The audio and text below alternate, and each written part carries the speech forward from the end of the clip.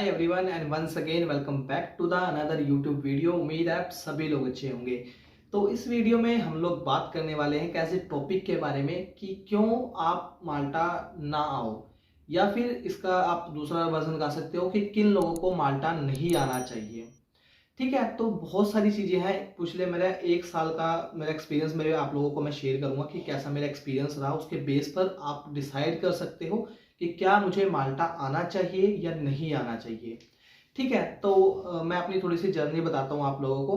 तो मैं इंडिया में आई थिंक मैं 24 का था उस टाइम।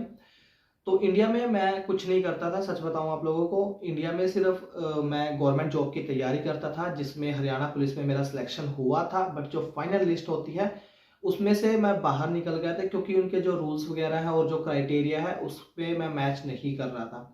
बट हाँ, पेपर और फिजिकल मैंने क्लियर कर लिया था। बट जो फाइनल लिस्ट होती है वहाँ से मुझे मतलब मेरी सिलेक्शन नहीं हुई थी। तो उसके बाद से मैंने डिसाइड किया कि क्या मुझे कहीं बाहर मूव होना चाहिए या फिर मुझे यहीं पर कोई काम करना चाहिए।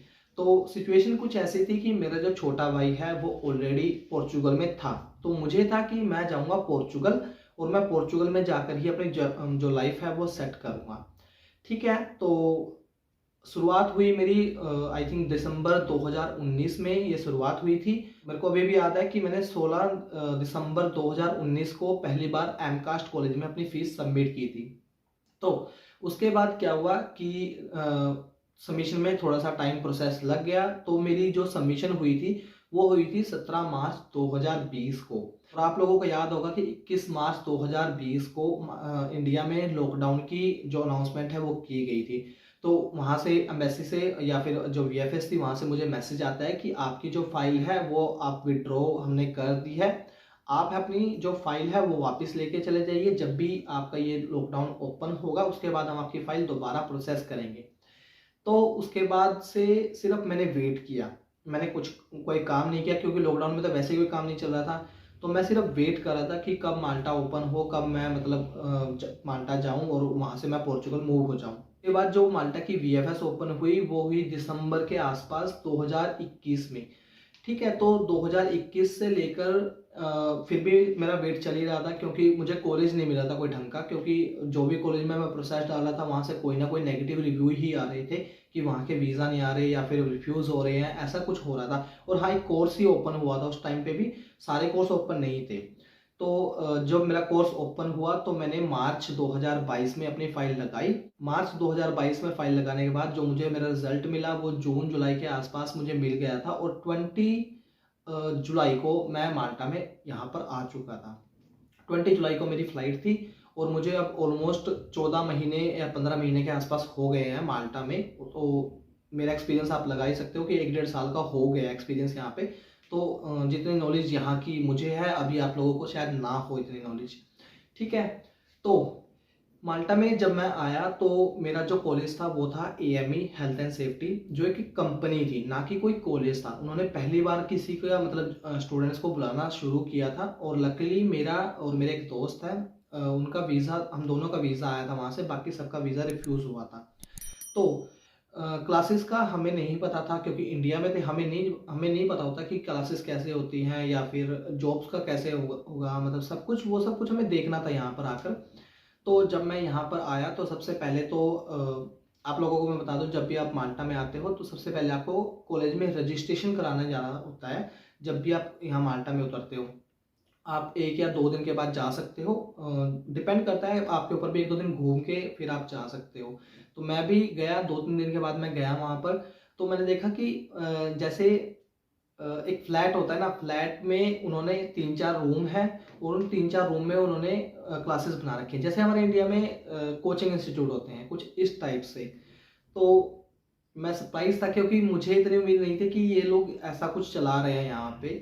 मुझे लगा था कोई कॉलेज होगा अच्छा खासा रेप्यूटेड, और जैसे हमारे इंडिया में होते हैं। बट यहाँ ऐसा कुछ नहीं था। और कहने को स्टूडेंट सिर्फ मैम 2 इंडियन थे और बाकी सब माल्टीज और बाकी मतलब अलग कंट्री के थे, क्योंकि वो एक कंपनी थी जो कि एक ट्रेनिंग प्रोवाइड करा देती थी हेल्थ एंड सेफ्टी को लेकर। जो कंस्ट्रक्शन में काम करते हैं लोग, उनको एक सर्टिफिकेट चाहिए होता है हेल्थ एंड सेफ्टी का यहाँ पर। तो उसके लिए वो क्लासेस प्रोवाइड कराती थी। और मेरा जो कोर्स था वो भी health and safety supervisor in construction था। तो उसके बाद वहाँ से मेरा कोर्स स्टार्ट हुआ। इसी बीच कुछ 10-15 दिन के बाद कॉलेज की तरफ से मुझे एक जॉब ऑफर हुई कॉलेज की तरफ से, क्योंकि जैसे मेरी इंग्लिश थोड़ी सही है तो उन लोगों को इतनी दिक्कत नहीं थी, उनको सिर्फ सिखाना था मुझे कि कैसे काम होता है, और मेरे कोर्स से रिलेटेड था, तो कोई ज़्यादा मुश्किल वाली बात भी नहीं थी। तो जॉब मैंने देखी, वो जॉब बहुत अच्छी थी, मतलब हेल्थ एंड सेफ्टी सुपरवाइज़र जैसे ऑफिसर की तरफ मैं किसी कंस्ट्रक्शन साइट पर जाता था, वहाँ पर जाकर इंस्पेक्शन करता था, और एक टैब उन्होंने मुझे दे रखा था, वहाँ से फ़ोटो खींच के लेकर आनी थी, जो जो गलतियाँ होती थी उनकी गलतियाँ बतानी होती थी। तो वो सब उन्होंने मुझे सिखाया वहाँ पर, और वो 2-3 महीने चला उनका। और उसमें मेरी सैलरी भी आपको मैं बता दूँ कि मेरी जो पहली सैलरी यहाँ पर मुझे मिली थी, पर वो मिली थी 5 या 575 यूरो पर आवर के हिसाब से, जो कि एक बहुत अच्छी सैलरी थी, क्योंकि मतलब मैं 8-9 घंटे, जैसे 2 दिन जाता था वहाँ पे, 8-9 घंटे काम करके आता था, और उसमें मेरा जो खर्चा है वो निकल जाता था अच्छे से। तो उसके बाद कंटिन्यूसली मैंने क्लासेस लगाई हैं। क्लासेस, अब मैं आप लोगों को क्लासेस बता देता हूँ एक बार, माल्टा में क्लासेस कैसे लगती हैं। माल्टा में रेगुलर क्लासेस नहीं होती, 2 या 3 दिन आपकी क्लासेस होंगी, वो डिपेंड करेगा कॉलेज के ऊपर। हर कॉलेज का शेड्यूल अलग है। कोई कॉलेज होगा जो आपको 3 दिन बुलाएगा, कोई कॉलेज होगा जो आपको 2 दिन बुलाएगा, एक कॉलेज ऐसा भी होगा कि आपको एक दिन बुलाए, या फिर, और जो क्लासेस होती हैं वो 3 घंटे की होती हैं सिर्फ। 3 घंटे आप क्लास लगाओगे, उसके बाद पूरा दिन आप फ्री हो, तो आप कोई भी जॉब कर सकते हो। कोई भी, अगर आपका मतलब कोई भी आपको जॉब मिल गई, मैं लोगों को यही प्रेफर करता हूँ कि आप लोग बोल्ट वगैरह ट्राई कर सकते हो, जो लोग स्टूडेंट होते हैं, क्योंकि स्टूडेंट को क्या होता है कि फ्लेक्सिबल टाइम चाहिए, उनको क्लासेस भी अटेंड करनी है, उनको जॉब भी चाहिए, तो वो सब आप मैनेज कर सकते हो ईजिली। अगर आप बोल्ट वगैरह जॉब भी, आपको जॉब मिल जाती है तो वो बहुत अच्छी है। ठीक है, सैलरी थोड़ी सी कम हो सकती है बाकी लोगों से, बट ये है कि आप यहाँ पर सर्वाइव कर पाओगे अच्छे से। ठीक है, तो उसके बाद 1 साल मेरा कंप्लीट हो गया वहाँ, मतलब मेरी स्टडी कंप्लीट हो गई। कंप्लीट होने के बाद मैंने अपना जो स्टडी वीज़ा है वो वर्क वीज़ा में कन्वर्ट करा दिया। अब जो कन्वर्ट कराने का प्रोसेस था वो मैं आप लोगों को किसी और वीडियो में बताऊंगा कि कैसे पूरा वीज़ा है जो वो कन्वर्ट हुआ। लेकिन आपको एक छोटा सा आइडिया देता हूँ कि बहुत सारे लोगों के क्वेश्चन होते हैं कि माल्टा में जब हम आते हैं, हमारे पास 3 महीने का वीज़ा होता है, तो बाकी टाइम हम इलीगल रहेंगे या कैसे रहेंगे। तो देखो, जब आप माल्टा में आते हो, आपके पास 3 महीने का वीज़ा होता है, स्टूडेंट पे आप आ रहे हो, तो आकर 21 दिन के बाद आप अपने टीआरसी कार्ड अप्लाई कर सकते हो, जिसे हम टेम्परेरी रेजिडेंसी कार्ड बोलते हैं, या फिर लोग आईडी कार्ड भी बोल सकते हो आप, यहाँ पर रहने के लिए। तो जब आप वो अप्लाई करोगे तो आपको 1 साल का यहाँ पर स्टे मिलेगा। उसमें मेंशन होगा कि इस तारीख से इस तारीख की आपकी स्टे है। अगर आपको कोई पूछता भी है, कोई आपको पुलिस वगैरह पूछती भी है, जो कि नहीं पूछती, 99% चांस है कि कोई पुलिस वाला आपको यहाँ पर तंग नहीं करेगा।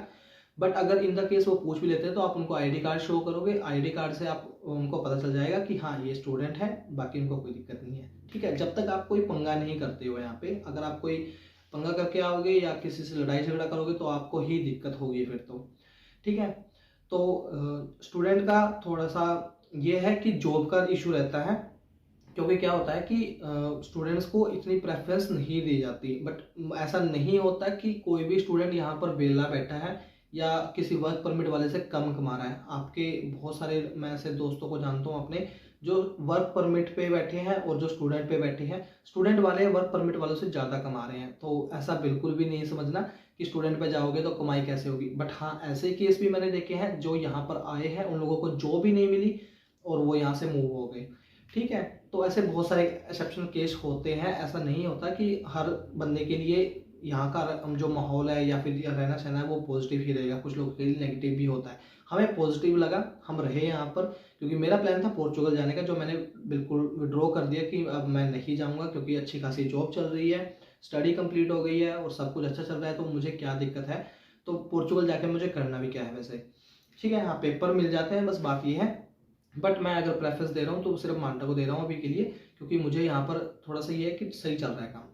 अब आप लोगों को माल्टा आना चाहिए या नहीं आना चाहिए, इसका डिसाइड आप खुद करोगे, क्योंकि देखो लाइफ स्ट्रगलिंग है, ऐसा नहीं है कि लाइफ स्ट्रगलिंग नहीं होगी। बहुत सारे स्ट्रगल आएंगे, कुछ अप्स एंड डाउन भी आएंगे, कुछ दिक्कतें भी आएंगी। तो उन सारी दिक्कतों को पार करने के बाद ही आप यहाँ तक पहुँच पाओगे। अदरवाइज अगर आप सोचोगे कि यार मैं अच्छी खासी मेरे इंडिया में लाइफ चल रही थी और मैं यहाँ आ गया, परेशान हो रहा हूँ ये वो, तो मोस्टली आप वापस ही जाओगे फिर, क्योंकि बहुत सारे लोग वापस जाते भी हैं। ऐसा नहीं है कि लोग वापस नहीं जाते, बहुत सारे लोग मैंने देखे हैं जो वापस चले गए हैं यहाँ से, क्योंकि उनको किसी को वेदर नहीं अच्छा लगा, किसी को जॉब नहीं मिली, किसी को यहाँ का रहना सहना अच्छा नहीं लगा। ठीक है, तो वो आपके ऊपर डिपेंड रहेगा पूरा का पूरा कि आप सर्वाइव कर पाओगे या नहीं कर पाओगे, क्योंकि सर्वाइव करना सबसे इम्पोर्टेंट चीज़ है।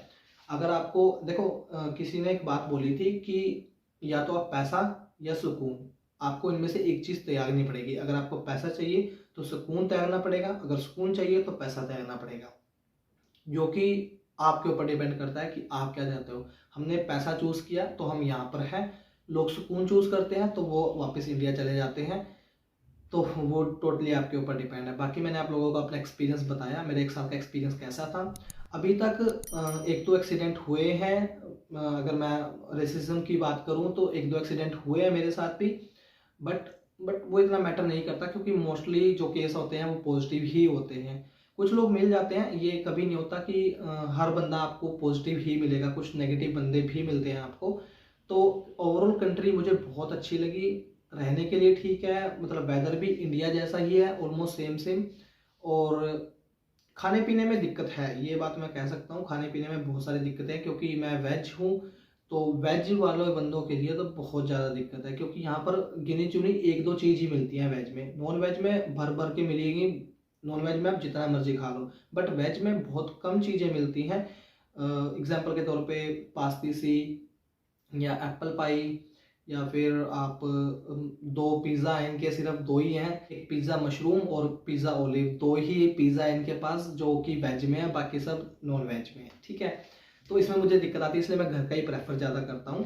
तो आप लोग भी जब भी आप आओ, आप लोगों को स्ट्रगल करना पड़ेगा, इस बात का ध्यान जरूर रखना, क्योंकि बिना स्ट्रगल के आप यहाँ पर सेटल नहीं हो सकते। चाहे आप कितना मर्जी जोर लगा लो, आपको वो स्ट्रगल करना ही पड़ेगा, उस फेज से गुजरना ही पड़ेगा सबको। बाकी ये थी मेरी पूरी जर्नी। होप सो आप लोगों को वीडियो में थोड़ी बहुत इंफॉर्मेशन मिलेगी यहाँ पर आने से पहले। तो मिलता हूँ नेक्स्ट वीडियो में, तब तक के लिए जय हिंद, जय भारत।